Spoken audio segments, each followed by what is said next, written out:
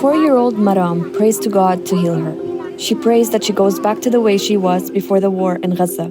Today, she has shrapnel lodged in her head, and she's blind.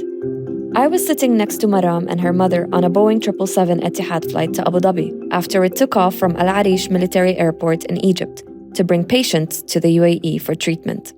Al Arish is the closest point I can get to Rafah, which is only 45 minutes away from the border crossing, Gaza's only exit right now. More than 77,000 people have been wounded in Israeli attacks on Gaza since October 7. On flights like these, you see sick men, women, and children. Their injuries might seem visible like burns on the face or legs, or invisible like people who have cancer and are suffering silently. They are all exhausted, sometimes in pain, and mostly afraid, with their realization that they had left Gaza not really settling in. Their guilt from having left family behind, not leaving them. One of the people on the plane asked me if she can watch the news to find out if a deal has been struck between Hamas and Israel to end the war there. In the background of all that, airline crew members get blankets, food, and drink. They open and close bathroom doors for people who have never used a plane toilet before. They call for a nurse when someone needs assistance. They make sure that companions who are often sick themselves are well fed too. They offer them snacks, fruits, and sweets.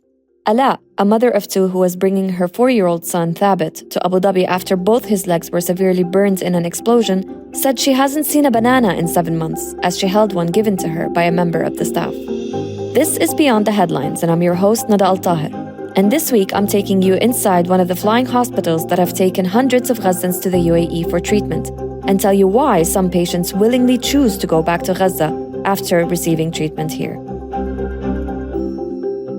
One day, it's equipped with 10 stretchers, 55 people from medical teams, operations, and officials. And the next day, it could be going to a place like the Maldives. This is the Etihad plane I got on for a second time to cover how the UAE is evacuating patients from Gaza. Often the people on board those flights are people who live in the UAE. But one of them caught my attention. She was not expected to be there with us.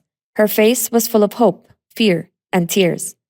And unlike myself and the rest of the people on the flight, she was not coming back with us to Abu Dhabi. My entire family is in Gaza. I'm married with 2 boys. I did not get married away from my family. My family is there. May God protect them and fend off the Israeli danger. This is 33-year-old Maryam Jamal Awad. She is a mother of 2 who had arrived to Abu Dhabi in December to receive treatment for breast cancer as part of the UAE's mission to bring over 2,000 sick and injured Gazans for medical assistance. It's very, very difficult. I know that it's difficult, but I want to go back because we love our country. I'm certain that God will remove this grief.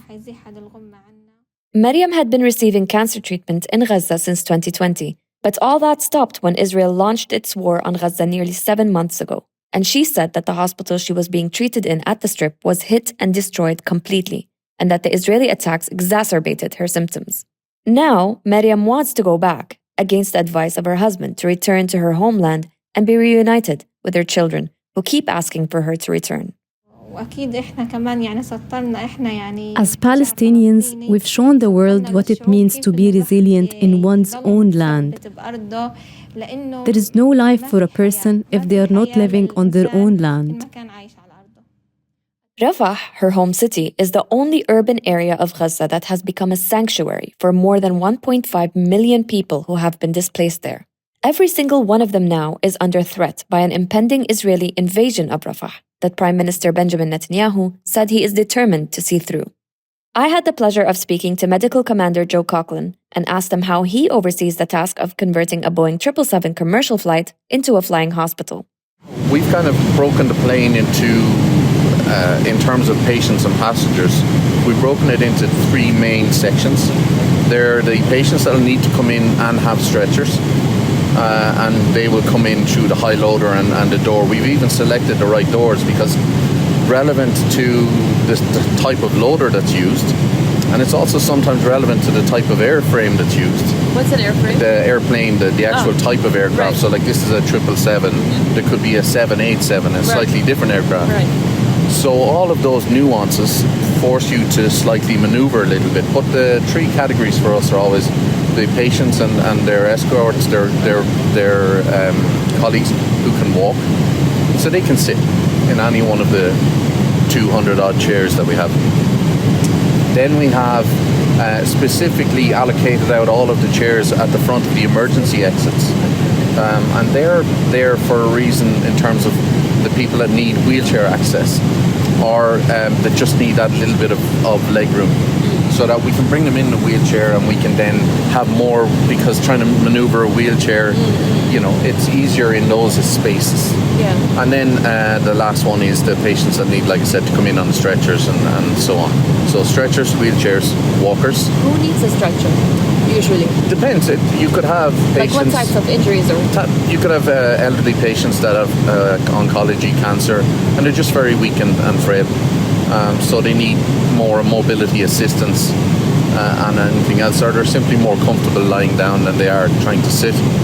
You could have had people who have had operations and post-surgical, they need to be lying down instead of sitting. And you could have had people that have had some kind of injuries, and therefore it would require them to be in a prone position, a lying down position as well. So it really depends on the individual needs of the patients. But we have enough capacity here to be able to do with the stretchers. We also have a fallback, which is the business class, and that allows us to do that as well. So we can pivot and change. Right, because the seats there incline a little bit. Correct, they go down. They're just short of 6 feet long, and they can go down fully flat. So if we needed to bring somebody in to put them down, we could use that as well if we had more than, let's say, the 10 stretchers that we need. There are many types of patients. Those who are able to climb the stairs normally and those who need wheelchair access. There's strategic planning as to where to seat each one of them, with regards to spaces and allowing some of them more legroom where needed. The plane is also equipped with resuscitation beds, which in hospitals typically give medical teams 360-degree access. I asked Joe how the crew handles this intense job and what his favorite part of doing it is. It's always amazing to be involved in it because you have such a sense of camaraderie. You have such a sense of mission pride. We're very proud of all of what we can do. And ultimately, when you see the plane filling up with patients and escorts, you see children, you see elderly people, you see in their faces that they're safe. And maybe they didn't have that feeling for a while. That is, as I've said, it's food for the soul. That no matter how tired you are, you think of those things the day after. So when you've had a good sleep and you're not tired anymore, that's the stuff that keeps bringing you, back to the reason why we do it. And it's the one that keeps giving the smile and letting you could be sitting there and have a cup of coffee by yourself and you'll just smile because you're running through stuff like this. Yeah. So to be part of a team, to be able to serve and answer the mission requirements, to be able to succeed as the team, the ability for all of that. And then when you physically see, like there's patients on the plane today. Oh yeah. That travelled back with us a few missions ago. They're healthy enough to be able to go back and make that decision. While speaking to Joe, I was looking around to check for more details on the flying hospital and how each corner of it looks different.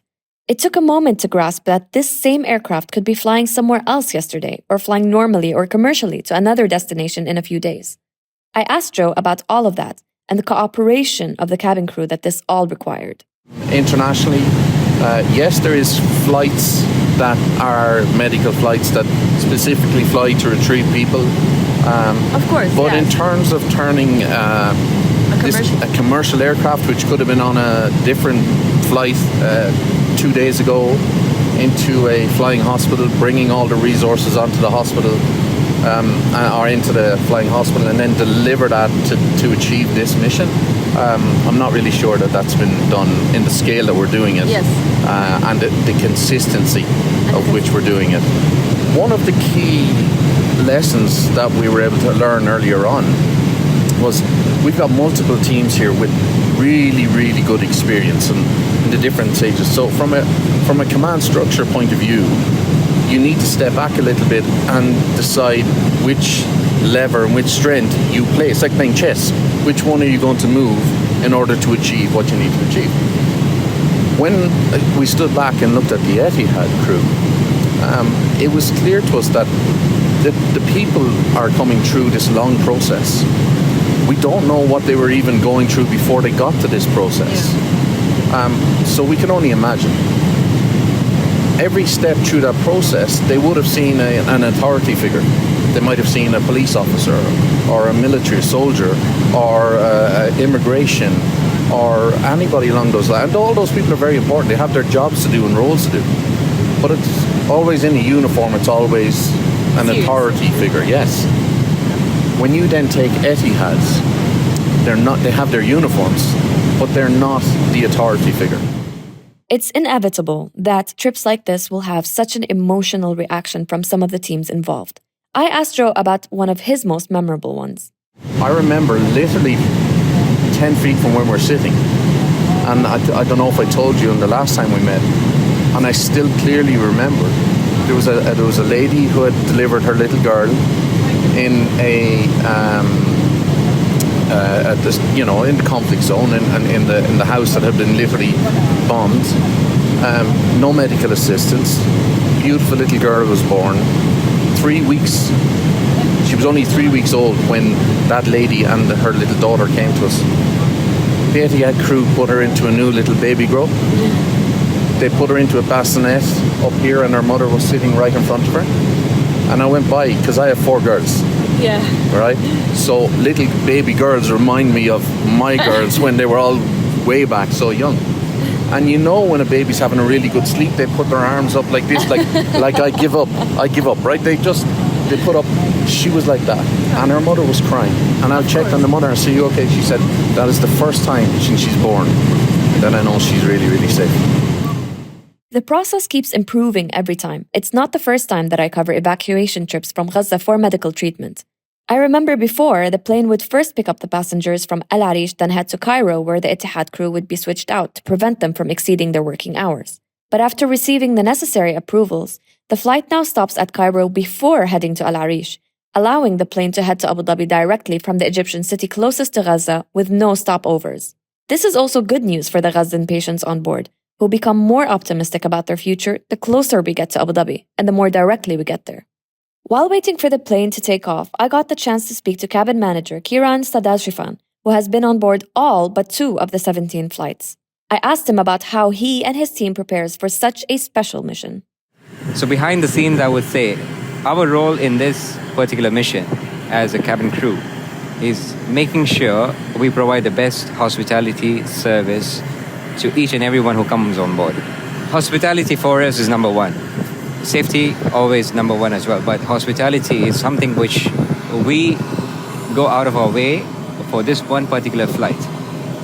I don't want to interrupt you, but I wouldn't imagine that hospitality would be the Gazan people's number 1 kind of thing that they look out for. So what is hospitality in this case, and how is it different from the hospitality that you offer normal people on normal flights? On a normal day-to-day flight, what we do is we greet them, we have them on board, we provide them food, we interact a little bit with them, and then end of the flight we say bye. Yeah. We stop it over there actually. Yeah. So there is not much of, I wouldn't say there's a lot of interaction which we manage to do with them on a normal day-to-day flight. But this particular flight, the people that we receive on this particular flight, what we do is we make an impact. We show them they've been through a lot. For us, what we do on this particular flight is that we provide care. Whatever they have missed in these last few months, we provide it to them. From the time we leave Abu Dhabi, when I see my team, I tell them, one simple thing: do everything from your heart. Yeah. Forget about everything else. Everything that you do, it has to come out of your heart. That small gesture that you have, that you show, will completely change whatever they've been through. And I know, because I've seen from day 1 of mission until now, when I see the impact or the change that we provide, to these people that we receive, it's another level itself. They never forget us. They never forget us. I also asked Kieran how things have changed since his first flight till today. Things happening inside the aircraft when it comes to service, when it comes to looking after things, it's changed a lot, because earlier we didn't know what was going to be the count, what was going to be the number, how the service is going to happen and everything. But now we know we do everything in a systematic manner. From the time we board the aircraft till the time we leave the aircraft, there is everything done in a very systematic manner. So it's a big change. What have been some of the lessons learned that you would say you got out of this, whether to apply to this flight or normal flights? Every time given the opportunity, I would always go for this. Yeah. No matter what, whichever destination I have, whichever flight I have, even if it's my day off, my management, they know I'm ready for that. Even if it's my day off, they call me and they ask me, and I always say, yes, I'm ready for it. It doesn't matter where I go. Remove me from a flight if it is possible for you to remove me from the flight. If you can remove me from my day off and assign me on the flight, I'm ready for it. What I noticed on board these flights is that despite the long hours and exhaustion, sometimes up to 30 continuous hours at a time, everybody I spoke to said they were delighted to be there. Many of them had been on board one of these missions several times already and would say yes several times again. And while walking away from immigration, I looked around and saw almost every single doctor, nurse, security, and operations official smiling and in good spirits, even at 4 a.m. the next morning. Thank you for coming aboard this little trip with us. We hope this episode gave you the hope it gave me and the people who were with me on this flight. If you haven't already subscribed to Beyond the Headlines, please make sure that you do wherever you get your podcasts. This episode was produced by Arthur Edison and Dua Farid, and I'm your host, Nada AlTaher.